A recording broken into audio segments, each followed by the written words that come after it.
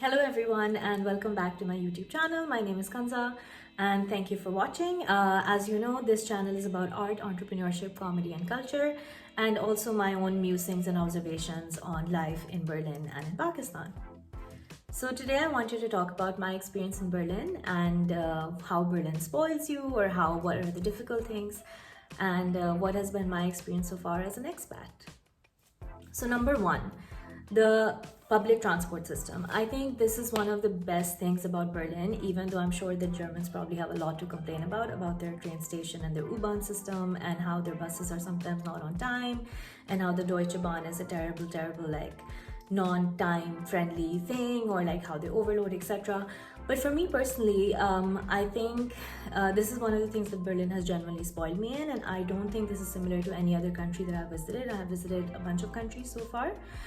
So one interesting thing is that if you have a ticket, like you just purchase it online or you get it from one of the stations, you don't need a turnstile to get into a train or bus. Like there are no turnstiles, so you can just walk in through the back door of the bus. You can walk into any train, any bus without having to show your ticket. However, that does not mean that you can just ride for free. If the BVG or their local company catches you, you do have to pay a fine of 60 euros. And usually they are always dressed in like normal civilian clothes, and then when like the doors shut, they suddenly are like, oh, Fahrkarte bitte, which means, ticket please. So if you don't have the ticket, you do get a 60 euro fine. But otherwise, like there is no way to check, or you don't have to show your ticket anywhere. And I think that's amazing. That's not something that I've experienced in any other country, let alone in any other European country. And I genuinely feel like that has spoiled me so much, because anywhere else I go, I know that I'll have to show a ticket. And like over here, I just have it on my phone, and I feel so safe. I feel like the city is mine, where I can just, walk through it or take different buses and trains without having to worry about, oh, do I have the ticket or whatnot. And yeah, like the monthly pass is good enough. And you feel really free, like you feel like the city is yours, which is something I haven't felt anywhere else. So the second thing that I've noticed in Berlin, especially when you're trying to learn German, is that your English gets worse and worse. And I've seen this with myself. I am somebody who has studied mostly in an English, school, and like where the medium of teaching was in English mostly throughout my life. And coming to Germany for 6 months, my English has taken like a nosedive. I could form the sentences that I could form have suddenly just become worse, and I do end up creating really weird sentences, which I know sound really absurd to me. But yeah, like that is a thing. So like if you would say I went to the market, which is a normal English sentence, I would end up saying, oh, to the market I went, and I feel like maybe Yoda was like a European who was trying to learn English, because his English was as bad as any European's English.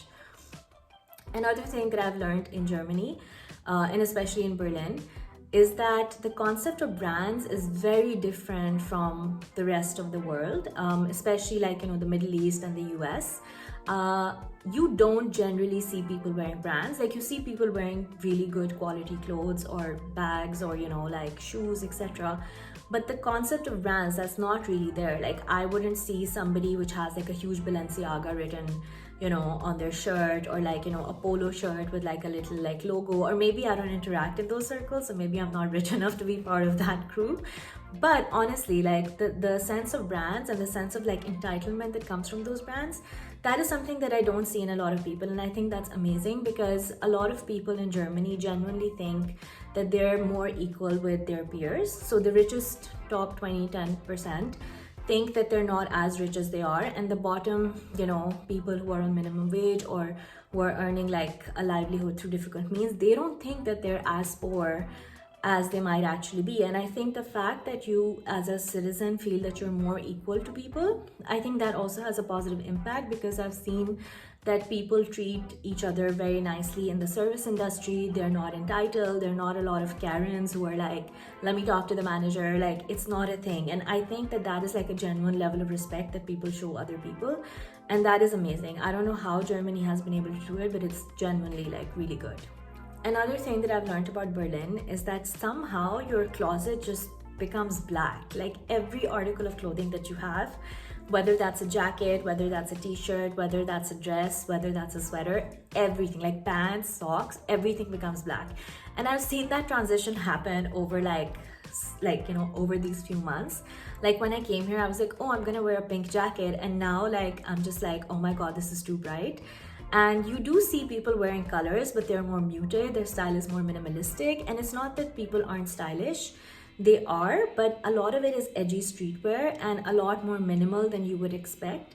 So like the other day I saw this girl who was like head to toe in black. She was wearing crop top or like, a cool leather jacket, but her socks were orange red, and you could just see a small lining of those socks over her boots. But I felt like that was so cool because there was one part of her that was like, oh, I'm very composed, and like, I have this whole like black wearing clothes situation going on. And then on the other hand, you could see that, all of that was very curated. It wasn't just like, throwing something on. So that was pretty cool that, and especially like the street style that you see here, it is insane because it feels like you are living in the Matrix. You see a lot of cool hairstyles, you see a lot of piercing, you see a lot of face tattoos.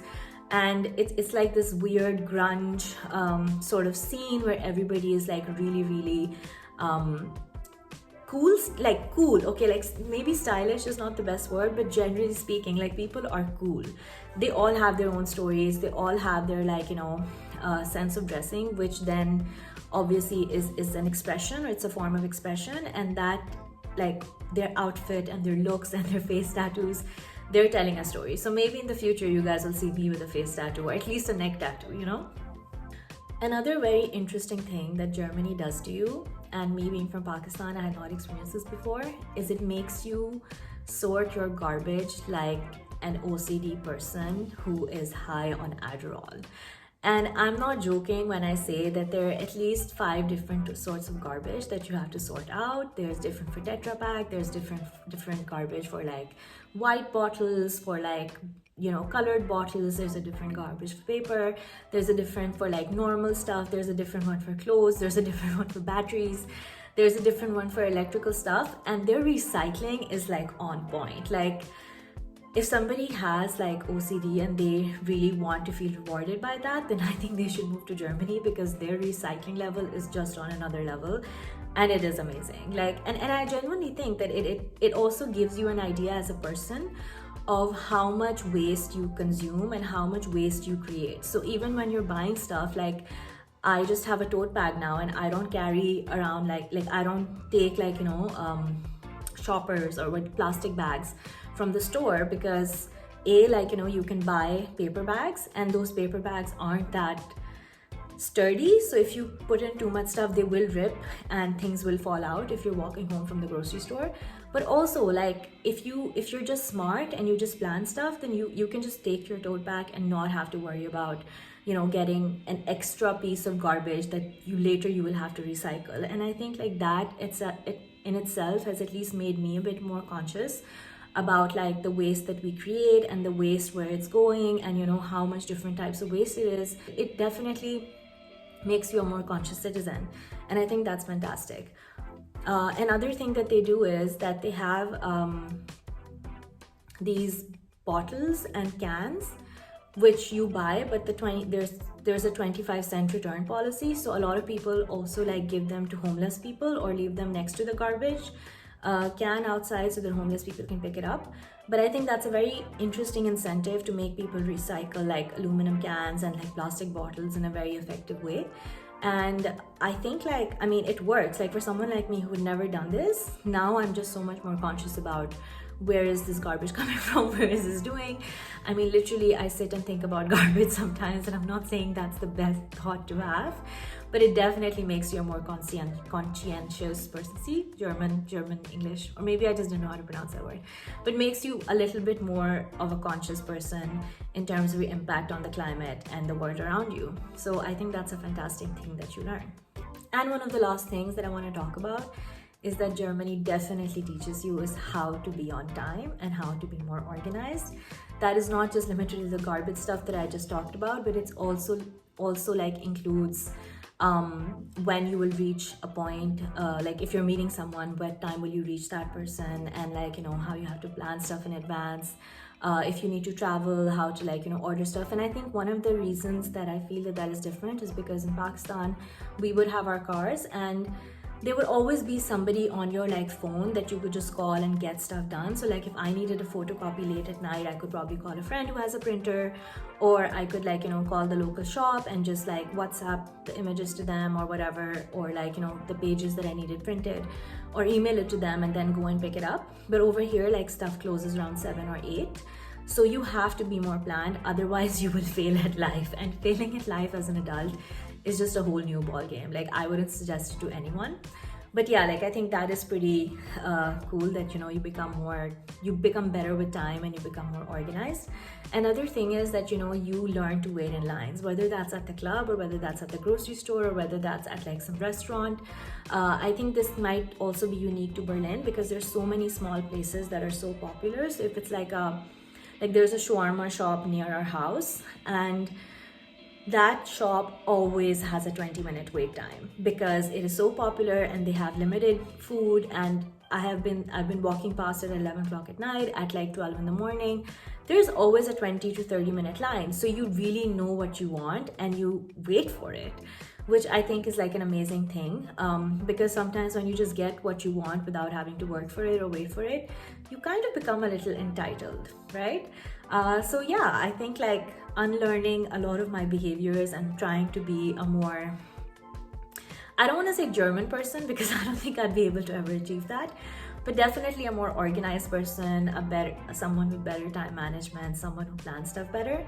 Yeah, like I do think that is a lesson that I'm learning for sure.